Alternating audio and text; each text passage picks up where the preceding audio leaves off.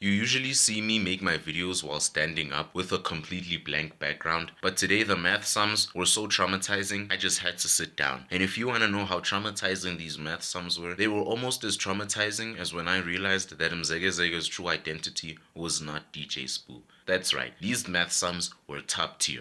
You want to know what else is top tier? What happened this weekend? Because 95 Libyan nationals were found in an illegal secret military training camp by the South African police force. Not only were they the only things that were found there, but they had found other illegally possessed things such as guns, drugs, and other traumatizing things I don't think I can mention for the sakes of this video being monetized. And again, psych! I'm not monetized by YouTube anyway, yet. Now, let's talk.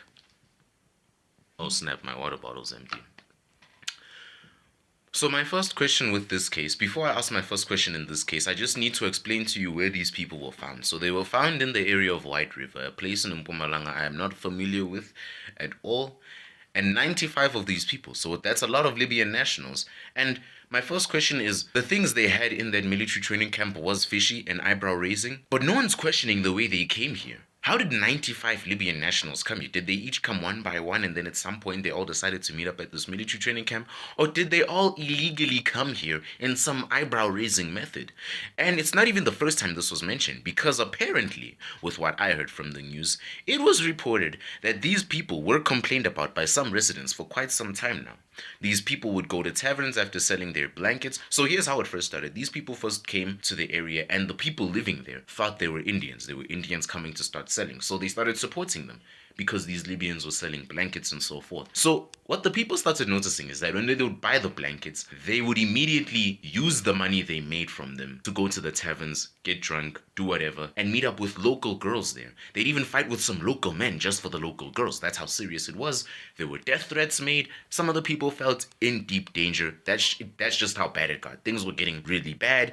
Which leads to my second question, how long has this been going on? Because I definitely do not believe that the fact that the police are there now, that was the first time of that situation ever being brought up to the table. Which leads to my third question, why do the people speak now and not earlier? Because if the people spoke earlier, maybe this problem would have been dealt with earlier and maybe the people wouldn't have gotten, and maybe the Libyan people, well, the Libyan people in the military training camp wouldn't have gotten as much firepower as they did over the past few months. And apparently this secret training thing was for a private security company, and I haven't gotten too much into that, but why is it illegal and how did it get there in the first place without it ever being reported? Maybe, I don't know, maybe the local residents thought it was legal and they thought it was right and everything, but some of the residents were eyebrow raising from the very beginning because these people would come from the bushes and start selling blankets. Where they came from, they don't know. It was just some remote, isolated area, a very odd area for a military training camp. It was just so weird. And it's not even me trying to shame these Libyan men or the police force at all. But we gotta admit, is this really the first time this problem was reported? So okay, the police force hears that there is a secret military training camp, or what seems to be a secret military training camp in the area of White River, and they finally go and check it out.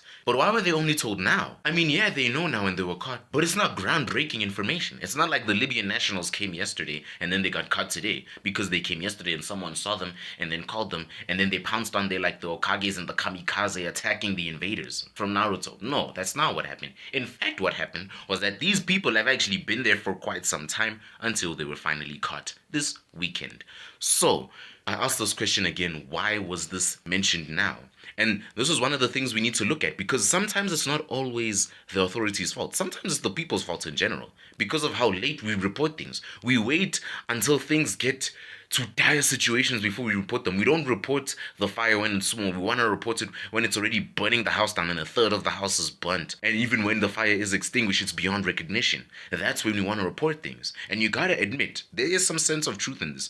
Maybe you could back up and say, no, the people felt threatened. They did feel threatened. Those people had weapons and everything you could think of that was bad. But in the end, that doesn't stop you from hiding in your room and calling the cops on these men. Okay, you just have to do what you have to do. Maybe you could argue the fact that I wasn't in their shoes, and I say this with my big mouth, and if I was in the actual situation, I wouldn't have done anything I'm saying. But I can tell you, maybe you're right. But there's just one thing here. If there's anything I would have done, is that I would have found some secret way of isolating myself to make sure no one was hearing me. If I felt that threatened, if I felt that much threatened, that is, and called the cops, or whatever I had to do to get rid of these people if I knew they weren't supposed to be there? Because how long, you need to ask yourself also, how long did it take for these residents to realize that, okay, these men are not supposed to be here, they're doing something illegal, they're terrible men? How long did it take for them to do that? And then after that, how long did it take them to actually say, okay, we're calling the cops and these people gotta get out of here? Maybe it's not as simple as I'm saying. Maybe the cops did delay a little bit, but in the end, you need to ask these questions. These questions were not asked. Tell me what you think. Goodbye. And speaking of serious assault cases, there's actually another very serious assault case that was found out to have happened this weekend, which I will cover in another video.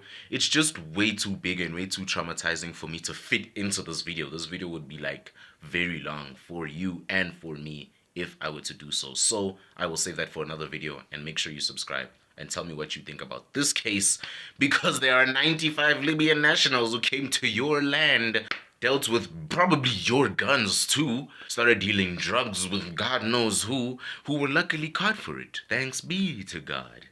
And also, before y'all start asking me in the comment section why I'm calling these men dangerous, it's one, because of all the reasons, all the serious reasons I gave you earlier and what they had in those camps. But it's not only because of that.